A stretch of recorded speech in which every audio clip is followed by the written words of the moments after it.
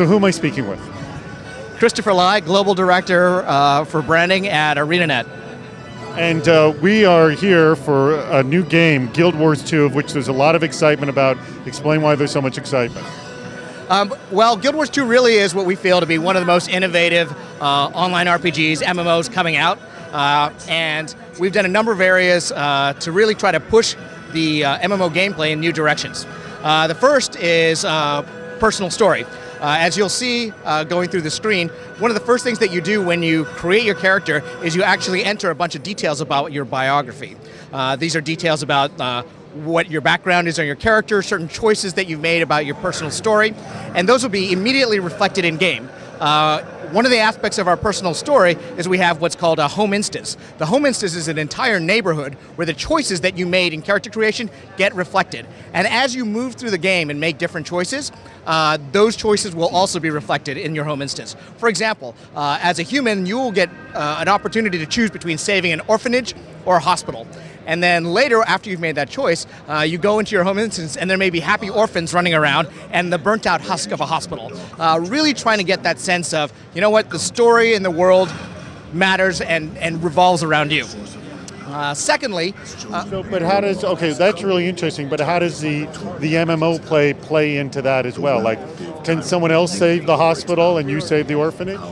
Well, actually, everyone has a different personal story. So the personal story gets reflected very strongly in the home instance. So everyone's home instance is unique to themselves. Now, I can make choices in my home instance that will be different from the ones you would make, but for example, I can then invite you into my home instance to see how different it's become. Got it. Now, as compared to the last version, besides what you've referenced right now, is there anything specific to gameplay that's more exciting? Oh, of course. Well, one of the first things we do is we try to make combat a lot more interesting. We learned a lot of cues from console games, other action games on the PC, to keep the pace of combat going and really try to move it to the next level. One of the things that we did is we made a lot of our skills more action-oriented. We really want players to be playing looking at the screen and seeing what's happening in the world as opposed to trying to play the UI. Our skills are very action-oriented. Positional combat is very important. We also try to make our combat very social. We allow people to combo their skills off one another so that people are naturally and organically playing together.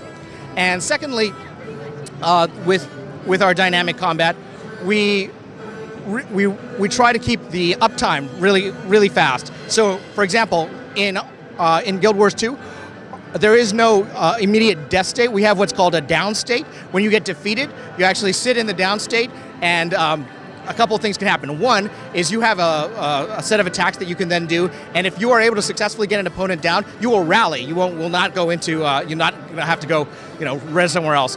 Also, one of the things in our game is we don't have a dedicated healing class. We wanted to spread out that ability so that people can self-heal, and also anyone can go up in a battlefield and res someone else. And so what that ends up doing is it creates a much more social aspect of gameplay, and it also keeps the pace of the combat going